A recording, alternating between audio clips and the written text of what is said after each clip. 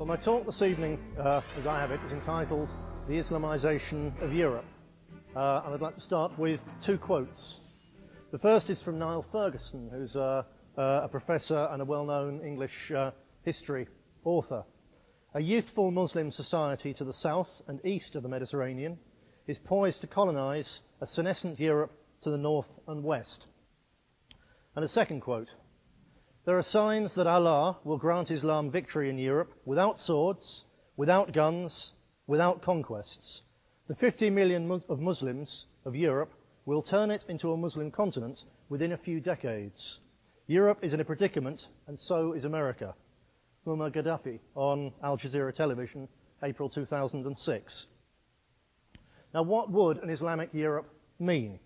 First thing to understand is this is nothing whatsoever to do with race. This is a question of culture and religion. Many, for instance, in Europe now, the largest growing Christian community is the black community, and there are very significant numbers of white Muslims. So forget anything you thought you were going to hear about a race-related discussion tonight. This is not race, this is culture, this is religion.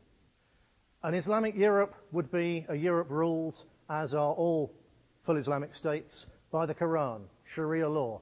As far as any good Muslim is concerned, the only law that you need is contained within the Quran, which, unlike the Christian Bible, is literally the word of God as dictated.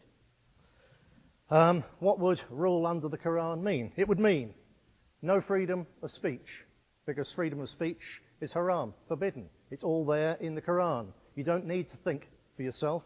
Follow the Quran, follow the hadiths, the accounts of the preachings and sayings and doings of Muhammad, and that's all you need. There would be no democracy. You may think, well, democracy is one of the fundamentals of all Western societies. Indeed it is.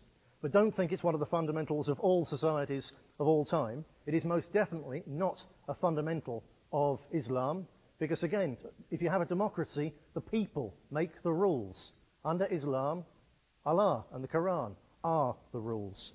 There would be no common law, none of our legal system. There would be no scientific inquiry.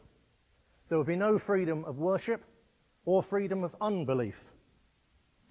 For women, women have automatically a second-class status under Islam. It's possible to say that compared with the status that women had in 6th or 7th century pagan Arabia, at least Muhammad in the Quran gave a degree of codification and a degree of protection.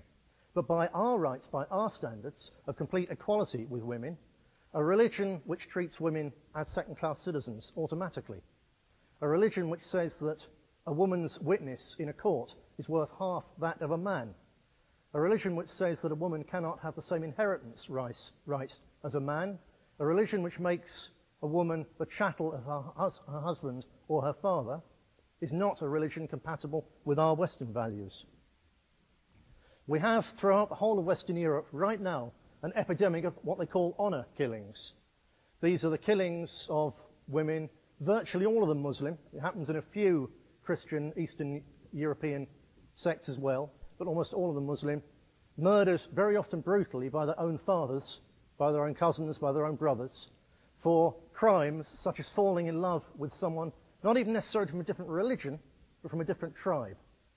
In 2004, the British police force investigated 117 suspected cases of honour killing. This is something absolutely unbelievably horrific, I would say, to anyone brought up with our values, but it's what you get if you have an Islamic state. Crime and punishment. Many people on the conservative right throughout the world, Europe, America, Britain, say that there should be tougher punishments for criminals. But the idea that a young child should have their hand cut off because when starving they've stolen a loaf of bread, as happens in Islamic countries, is to us absolutely barbaric. But it's what you get. That, I suppose, only affects a small number of people, especially when you have those kind of punishments. But in a traditional Islamic society, everybody who is not a Muslim is compelled to second-class status. The term is a zimmi, which is someone who has submitted, someone who refuses to convert, but having submitted, accepts certain second-class positions. They have to pay a special tax, the jizya. They must get out of the road, out of the way when Muslims come. Their buildings must be lower than Muslim buildings. They mustn't teach their children about Islam unless their children are taken from them. It's a form of perpetual religious and cultural apartheid whereby the non-Muslim population is ground down. And that is the standard position under a firm Islamic state. It's not necessarily been the case under all Islamic states all of the time. Islam has gone through different periods throughout history. Sometimes it's been harsher, sometimes it's been softer. But certainly the kind of Islam we're seeing taking over Europe now is of the harsher variety. How is it happening that Muammar Gaddafi and one of Britain's leading modern historians says that Europe is going to become Islamic virtually without a fight? There's a number of reasons. Firstly, it's about immigration. Europe has been affected by a massive wave of immigration since the Second World War from various parts of the Third World, but increasingly now from Islamic states. Now, to any other people, almost throughout history, immigration is a matter of the draw of a better life for yourself and your children. It's an economic or a social decision.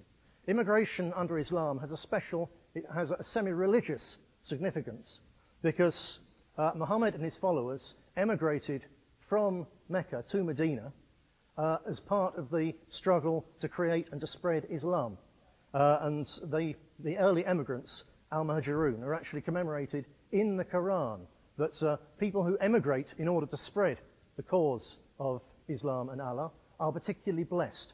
So this religion has right at its heart a divinely ordained push to emigrate to other people's countries in order to convert them to Islam. So this has an effect. There's proposals now from the European Union that a further 20 million immigrants are needed in Europe over the next few years, despite the fact that, for instance, Britain has 8 million economically inactive adults. But nevertheless, because mass immigration equals cheap labour, equals very big profits for capitalists, because of that, the powers that be in Europe are constantly pushing for more immigration. They're now saying Europe needs 20 million quickly, and the vast majority of those will come from Islamic countries. On top of that, there's a hugely differential birth rate. In Britain, for instance, they will tell someone, the government will say, oh, the birth rate in Britain is approximately 1.8 children per woman of childbearing age, which is true, but that, of course, is an average. When you look behind the average, you find that the average birth rate for an indigenous Britain, someone who's English or Scots or Irish or Welsh, from those communities, our birth rate is approximately 1.2. The birth rate, say, of the Bangladeshi or the Pakistani community is approximately 5 children per woman of childbearing age. Our women, on average, don't start having children until they're basically 30, whereas the women from these Muslim communities start having children when they're about 18.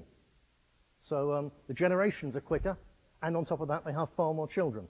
And when you compound that up over several generations, it has a huge, huge effect. There's also a factor of very aggressive conversions. In France, at this very minute, France, one of the centres of traditional European civilization, 70% of all prisoners in French prisons are Muslims. Many of those are people from an Islamic background who aren't particularly Islamic when they go to prison, but once they're in there, they're targeted by imams. They're helped by imams, to be honest, as well. They do a good job looking after their prisoners. As a result, people go in as petty criminals and come out as reformed, fanatical Muslims, hell-bent on utterly changing the society they've come out into.